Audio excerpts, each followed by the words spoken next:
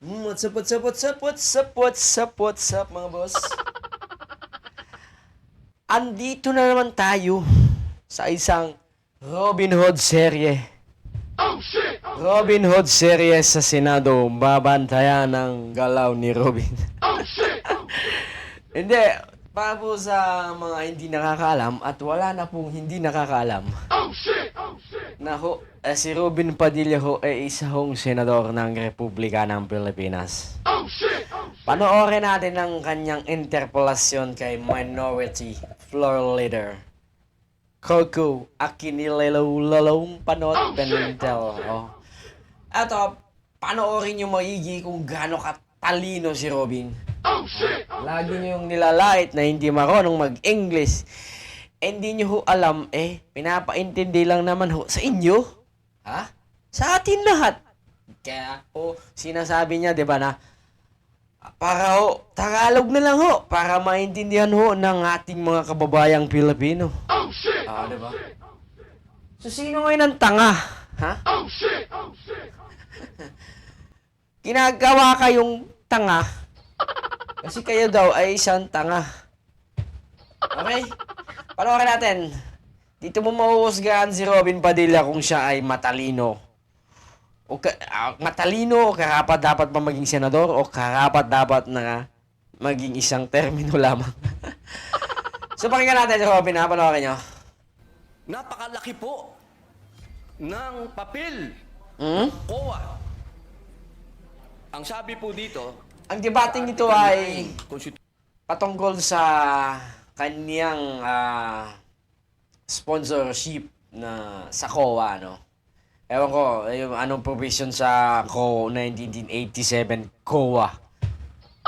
Section 1992, utu-utu. Pakinggan natin, panoorin natin.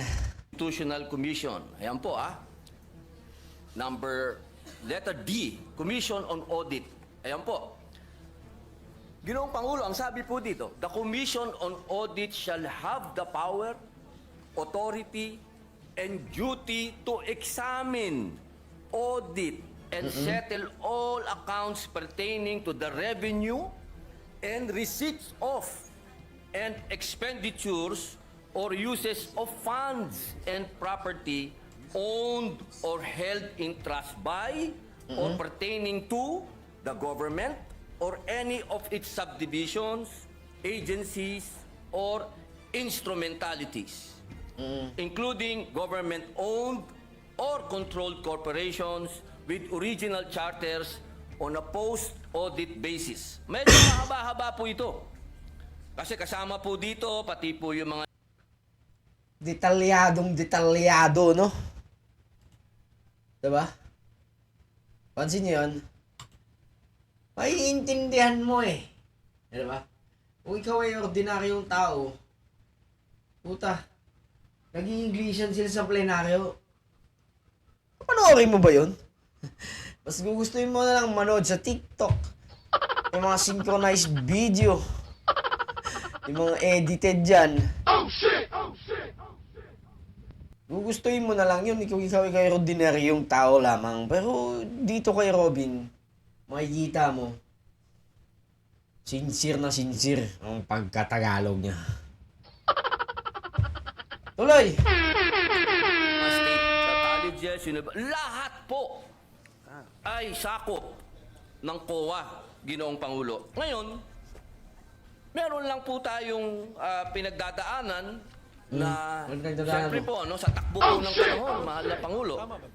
Hindi naman po pwede na magmula po 1987 na nagawa po itong saligang batas, ang pinakamataas na batas dito sa ating bayan, hindi po nagkakaroon ng mga hakbangin para palakasin pa ang binigay na kapangyarihan sa COA. Talaga! Kasi, kaya nga kayo nandyan na mga senador, 24 kayong senador, mga balang kasi ng mga luma at magtatag ng mga bagong batas. Ha? Hindi talaga pwede yun. Hindi magiging pwede yun, Robin. Ha? Saksak mo sa baga mo, kaya nga nag-e-election tayo ng kada 3 taon Diba? Mga senador. Tatlong taon. Hindi po pwede yun. Kailangan yung amyenda. Kailangan yung magtrabaho. Otherwise, you have to resign. Resign immediately kung ayaw mong magtrabaho. Loy. Alam niyo po, Ginoong Pangulo, ang ating pong COA ay masasabi po natin na international na ang kanilang standard. Dahil sa amin pong mga ginawang pagdinig, ang COA po ay miyembro at palagi ang uma-attend ng mga international seminars at studies patungkol po sa pag-audit. Ang kailangan lang po natin Kailangan talaga. Alam mo, ang budget ng COA, bill, ay, kung di ako nagkakamali, 300 million. Tangina. Gawin yung trabaho nila. 300 million ang budget nila, man. Mahal kong kababayan, ay yung kapangyarihan na ibinigay po sa kanila, ay palakasin natin. Hindi inuulit ko po, Hindi po natin dinadagdagan. Wala po yan, bawal po yan. Ang gusto po natin, mahal na Pangulo, ay palakasin po yung mga ibinigay sa kanilang kapangyarihan. Kaya meron po dito sa ating panukala na mga bago pong probisyon. Pero ito pong mga probisyon nito, mahal na Pangulo, hindi na po ito bago. Meron pong ilan na Sabi mo ba, pinapractice na. bagong provision Meron tapos pong hindi ilan na na bago? masasabi nating bago. Pero yung pong mga bago na yun, Ayun, sir. pagka atin pong Sabihin pinag-usapan, nun. ay parang hindi na rin bago. Ha? Kaya Kaya po, aking mahal na Pangulo at ang atin pong pinakamamahal din na pinunong minorya na pagka binalikan po natin ang kasaysayan, ako po ay talagang punong-puno ng kaligayahan sapagkat ang tatay po ng ating pinunong minorya at ang tatay ko po'y magkasama. Sila po'y Aquilino magkasama Pimentel. nung panahon ng revolusyon. Kaya ito pong pinag-uusapan natin ay parang continuation po ito kung ano ang pinaglaban ng aming mga ama. Kaya ako po, mahal na Pangulo, hindi ko po sinasabing ako po'y eksperto, hindi po ako magaling sa batas, hindi din po ako mathematician, hindi din po ako auditor, ako po'y isang revolusyonaryo. Kaya ang hinihingi ko po sa aking mahal na kaibigan, Wait. Oo nga. Marami naman sa inyong hindi abogado dyan, hindi nga editor. Yung iba, artista, kagaya mo. Puro scripted ang alam. Yung iba, papasok pa lang. Gagawa ng will to win. Pero, alam naman natin, hindi kayo gumagawa ng batas. Kayo ang nagpe-present. Kayo ang sumasagot. Kayo ang nagde-depend sa ginagawa. Pinapagawa niyong batas. Diba? Hindi ka man ganun. Pero dapat, kaya mong i-depend. Diba? Kaya mong sagutin. Kaya mong... Ano tawag dito? Kaya mong i-explain. Hindi na pwedeng gumamit ng iba pa. Pagkat ikaw ay isang senador. Kung kaya mong manalo, kaya mo ring i-depend ang iyong pagkapanalo. Huwag kang gumamit ng ibang tao kasi ikaw ang aming binoto. Sa pagkakaalam ko, binoto kita. Kaya ikaw ay aking binabantayan. Sayang ang aking boto. Ha? Okay. Kaya, ang rason kung bakit kita binabantayan, matagal na kitang binabanatan kasi ikaw ay aking binoto. Ayokong mapahiya ang aking pagkatao. Dahil lamang sa pagboto sa iyo, idol. Game, diretso. sa ating pong pinunong minorya ay maging kapartner ko po siya dito sa paglinang ng panukala na ito. Sapagkat naniniwala po ako na ang pinaglaban ng aming mga ama hanggang ngayon, ito po ang natatanging lamang panglaban ng taong bayan sa korupsyon. Ito lamang pong COA. COA? Maraming salamat po, Ginoong Pangulo. Alam mo, masama ang tingin sa'yo ni BP niyan. Pinapalakas mo ang COA eh. COA ang nagbulgar sa 125 million.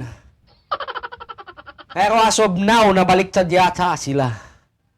Alam nyo kung saan napunta ang 125 million? Napunta sa Davao. Hindi ko sasabihin kung kanino napunta. Napunta sa mga taga Davao. Game tuloy. Salamat po at marami na pong nasagot dun sa opening statement ng ating sponsor, yung ating mga concerns. Pero ito pong ating panukala ay isa po itong code. Opo. Tama po. So, ang gusto ba natin mangyari dito na lahat ng ating gustong malaman tungkol sa government auditing ay dito natin makikita at mahanap sa panukalang ito.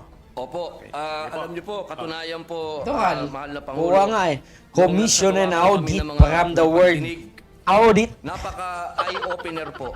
Sapagkat marami po talaga na hindi naman nasasaad sa batas, pero kanila na po itong isinasagawa at ginagawa na po nila.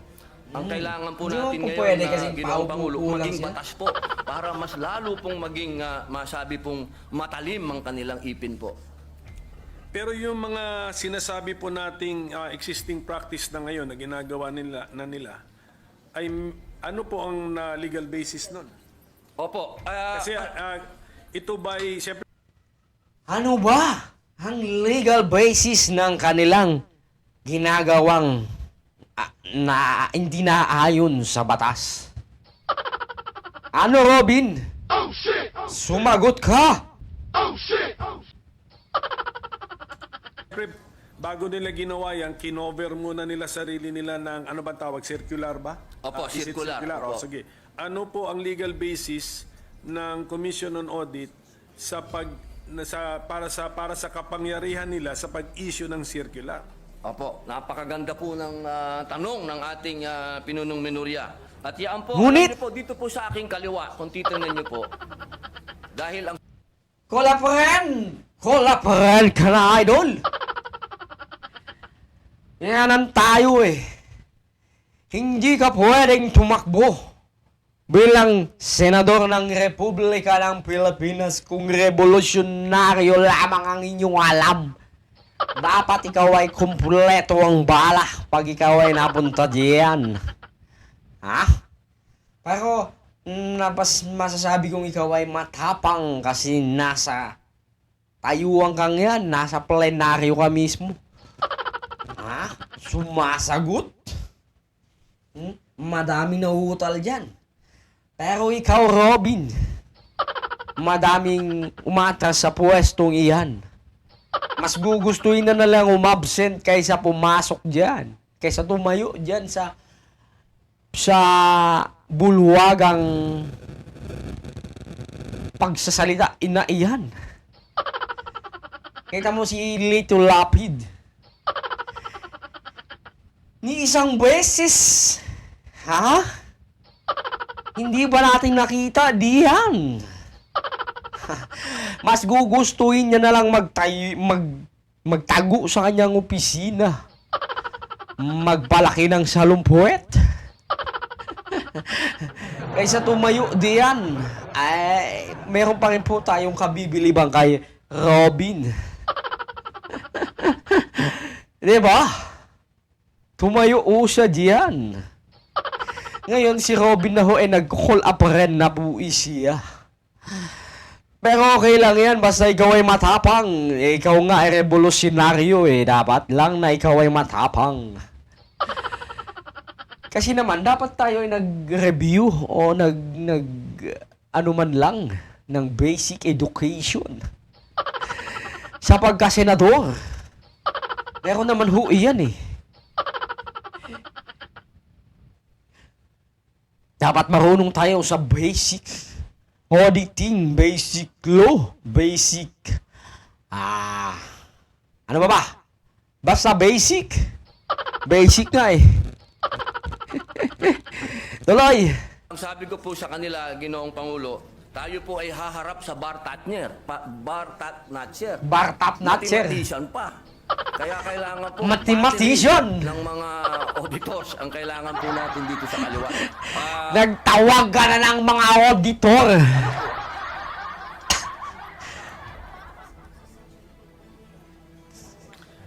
Siguro. Siguro si Madam dapat ang ano eh. Tumayo diyan. Sa Bilig tayo sa pagiging revolusyonaryo mo, Ka Robin. Sa Bilig tayo doon. section No 2 questions on asked letter D. for your revolusyonaryong utak.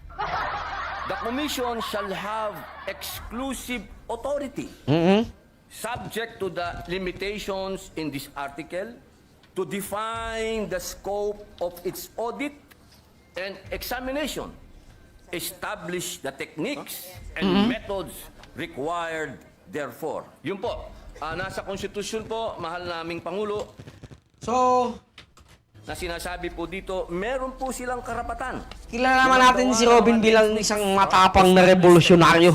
Methods sa... Yun lamang ho.